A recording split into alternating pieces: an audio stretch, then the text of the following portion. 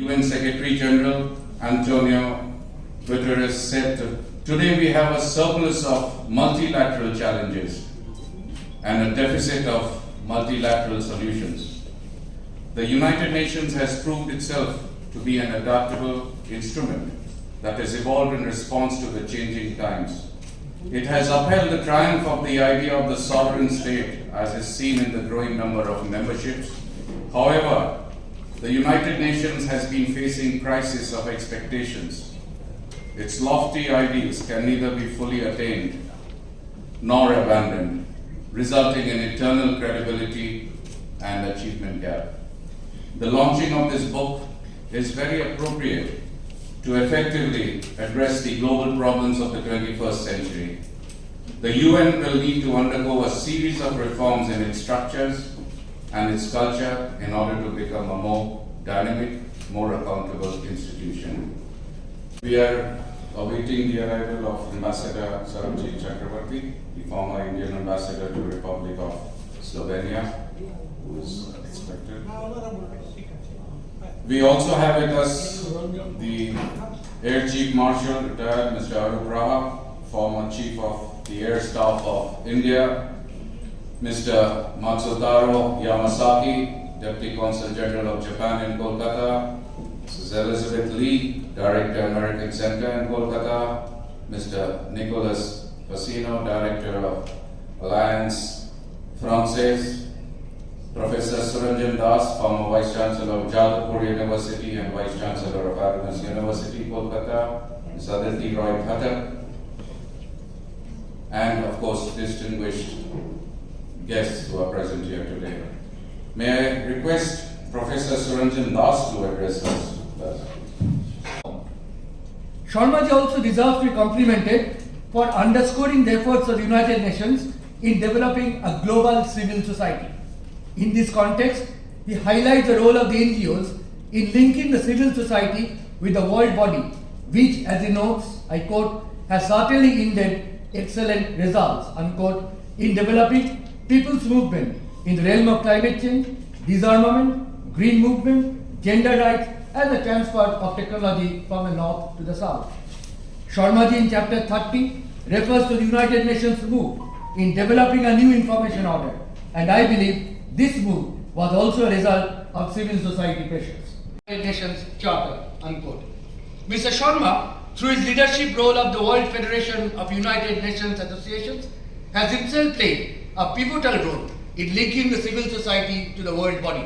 And a number of chapters in the book highlight the role of WEBFUNA in hope that he would continue to be a leading light in the WBFNA in this respect.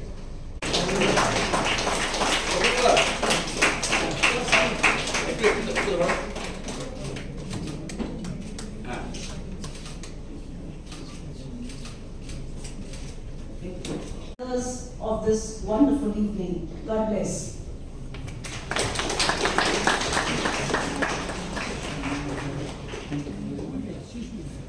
Thank you very much. Thank you very much, ma'am. May I now request Ms. Good evening, everyone. Honorable Professor Sugata Roy, Member of Parliament and President of WEBFUNA, Mr. Sharma, Chairman to participate in this book launch program on behalf of the Japanese Consulate in Kolkata. This is a very good opportunity with the UN and their contribution. This is my personal story. Well, about 15 years ago, when South Sudan in Africa became an independent country, and the UN mission was deployed. Much that we would discuss substantial on any issues involving the country or the state. Mr. Sitaram Sharma, of course, I have been his colleague, very senior veteran. He was the president of a think tank, research think tank, a strategic think tank based in Kolkata. It's called the CENERSCAPE, Research Center for Eastern and Northeastern Regional Studies, Kolkata. And that is the time I joined this organization. And thereafter, when he became the president of Bharat Chamber of Commerce, I was inducted as an honorary member to help them in sort of some help and assistance in establishing, or helping the MSMEs in Bengal, especially in and around the capital, city Kolkata and Howrah, for development of industries towards defense production.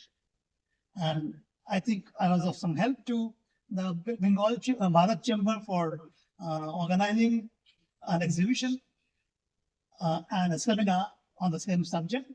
It appears that it was a great success to my mind. Sure. So that is my knowledge about these two great luminaries sitting at the dais. I would like to inform that historically we know that after the First World War, the war that was fought among the colonial powers of Europe, basically the confrontation and the competition that existed amongst these nations, the colonial powers of Europe, in sharing the booty across the continents, be it Latin America, Africa, Asia. The rivalry is so strong that they often fought wars and conflicts raging most of the time. So that is one of the reasons why the First World War took place, in my interpretation. And unfortunately, it was so devastating for the humankind as a whole, with a lot of death, destruction, injuries, physical disabilities, destruction of economies, livelihood of people, and people suffered immensely. That I took up the task of releasing the latest book by my friend, Mr. Sitaram Sharm. My pleasure is doubled by the fact that we have a very distinguished panel of speakers here, including Professor Suranjan Das, Air Chief Marshal Arup Raha, representatives from the United States, France, Japan, and of course, Mr. Sitaram Sharma himself. Look here, I have no papers. I am not reading from any learned treatise. We had a very learned presentation from Suranjan, also from Air Chief Marshal Raha. Even Sitaram ji presented a very well-researched, well-written thesis. I think that today's program is a program for Sitaram Sharma and his friends. Like in America, they had friends of Bill Clinton. In Kolkata, we have friends of Sitaram Sharma who all gathered here. And du Bengale, much like the United Nations, is committed to fostering international cooperation and understanding. Our mission, rooted in promoting French culture and French language, aligns closely with the principles of the United Nations, particularly in the realms of cultural diplomacy and education. In today's interconnected world, the exchange of cultural and educational values is more critical than ever. And it is through such exchanges that we can build bridges of peace and mutual respect. I think particularly to a program of student mobility exchange.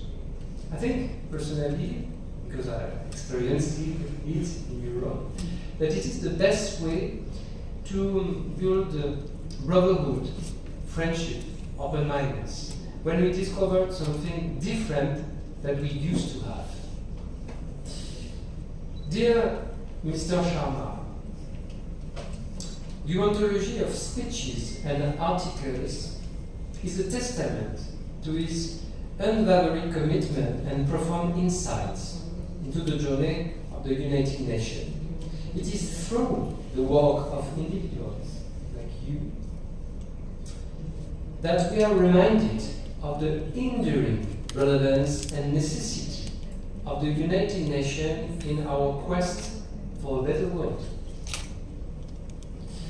France, as a founding member of the United Nations, has always been a staunch supporter of its mission.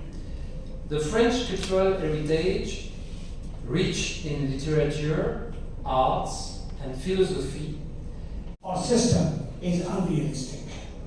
The truth is this: if the world, particularly the major powers, are unwilling to reform the United Nations, it will not attempt to create another worthwhile institutions. Basically, it is a lack of the political will and a visionless leadership that are the central obstacle to change. The world is unwise to wait for the United States leadership. It itself is capable of going forward. This will require greater leadership from smaller and middle-sized countries. The role of the United Nations and a peacekeeper is often charged with criticism and raised a question whether the United Nations will be able to fulfill its mission to prevent peace. It is doubtful because the United Nations cannot impose its will upon the members. Despite the above criticism, the United Nations has enhanced world's stability, and it will, the United Nations, by offering its good officer mediation. Many scholars in the West have said that the majority of the member states are biased in their approach to the problem confronting the world. That the United Nations is financially responsible, and that the United Nations is only a talking shop forum for the representative of the small states who only make speeches and has no influence in the world politics. Despite the above criticism, the United Nations has enhanced world stability by offering its good officers and mediation services. The United Nations has been able to alleviate sufferings for many people through its humanitarian services. We must acknowledge that the United Nations needs major and meaningful reforms.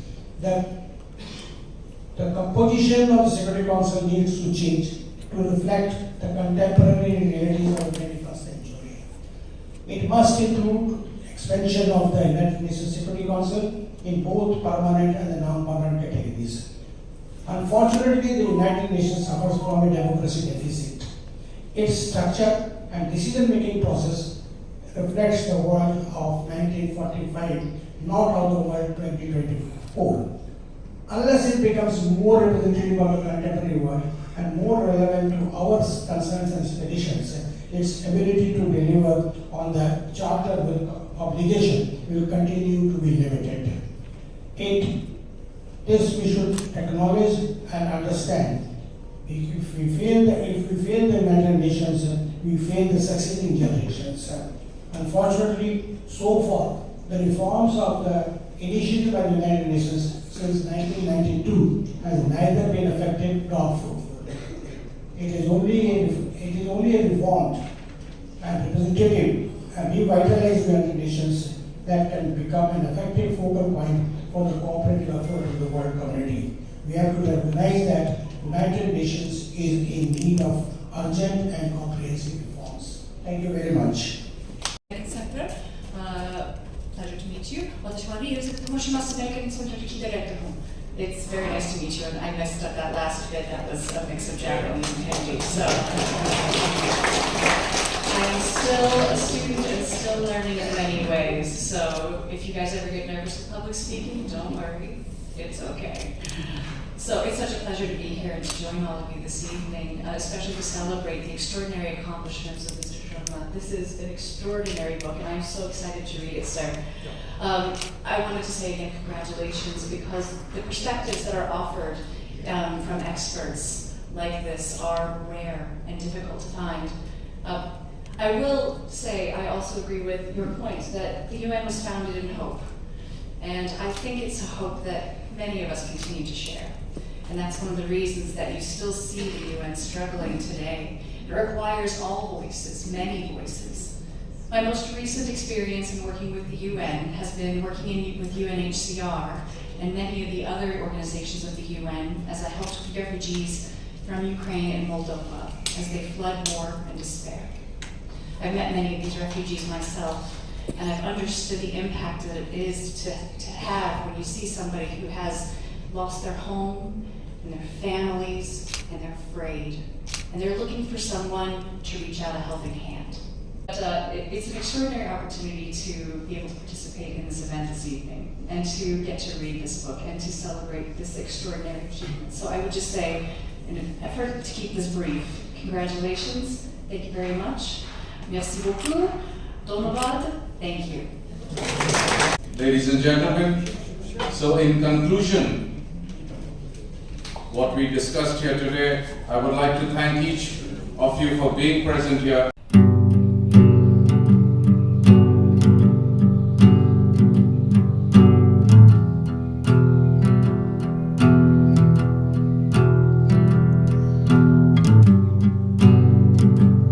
I'm very happy to be present at the launch of the book, United Nations from Hope to Despair, by my friend Sitaram Sharma.